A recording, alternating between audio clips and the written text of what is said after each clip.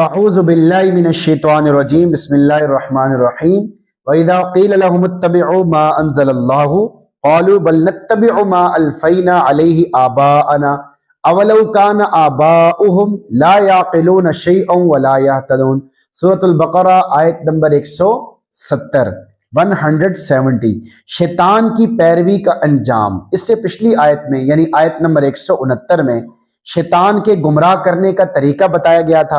اس آیت میں شیطان کے مسلط ہونے کا نتیجہ بتایا جا رہا ہے کہ شیطان جب انسان کے اوپر مسلط ہو جاتا ہے تو پھر نتیجہ کیا نکلتا ہے۔ وَإِذَا قِيلَ لَهُمُ اتَّبِعُوا مَا أَنزَلَ اللَّهُ، جب ان سے کہا جاتا ہے اس کلام کی پیروی کرو جو اللہ نے نازل کیا ہے، یعنی شیطان کے نقش قدم پہ چلنے والوں کو جب کہا جاتا ہے کہ جو کلام اللہ رب العزت نے اپنے رسول پہ اتارا ہے اس کی پیروی کرو، اسے حرز جان بناؤ، اس کے عاشق بنو۔ قالوا بل نتبع ما الفینا علیہ آباءنا، تو وہ کہتے ہیں بلکہ ہم تو اس کی پیروی کریں گے جس پر ہم نے اپنے باپ دادا کو پایا ہے، یعنی جن رسم و رواج پر ہم نے اپنے باپ دادا کو پایا ہے ہم بھی اسی کی پیروی کریں گے، اسی کے مطابق چلیں گے۔ آگے اللہ رب العزت ایسے گمراہوں سے ناراضگی کا اظہار کرتے ہوئے فرماتے ہیں اولو کان آباؤہم لا یعقلون شیئا، کیا یہ لوگ باپ دادا کے طریقے پر ہی چلتے رہیں گے اگرچہ وہ ذرہ بھی عقل نہ رکھتے ہوں، یعنی اگر وہ دین و عقائد کی کچھ بھی سمجھ نہ رکھتے ہوں تو بھی پھر تم انہی کے پیچھے چلو گے؟ یہ کتنی بڑی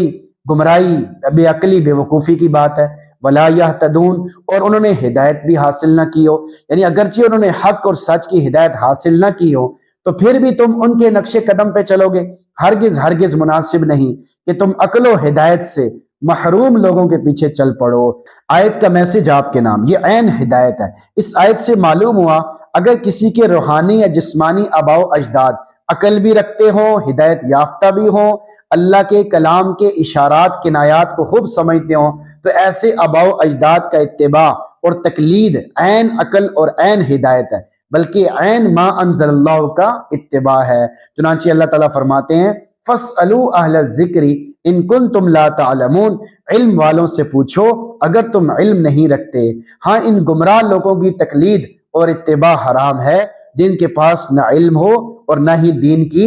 بصیرت ہو۔ ایسے لوگوں کے پیچھے چلتے رہنا اور بس یہی کہتے رہنا کہ بھائی ہم تو اسی طرح چلیں گے جیسے ہمارے بڑے چلے ہیں، تو بھائی اس بات کو بھی دیکھو کہ وہ کیسے چلیں، کس طرح چلیں، اپنی زندگی خراب نہ کرو۔ اگر ان کی زندگی بالفرض خراب ہو بھی گئی ہے تو آپ تو اپنی زندگی خراب نہ کرو، اپنی زندگی کے بارے میں خود سوچو،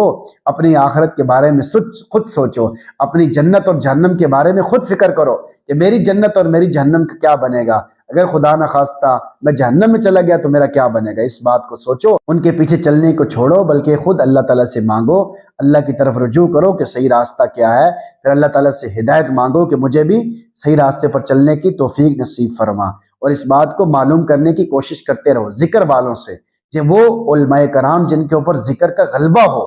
یعنی جو ہر وقت اللہ اللہ کرتے ہوں، نماز اہتمام سے پڑھتے ہوں، قرآن اہتمام سے پڑھتے ہوں، ان کی زندگی سے شریعت جھلکتی ہو، ان کے اٹھنے بیٹھنے چلنے پھرنے سونے جاگنے سے شریعت نظر آتی ہو،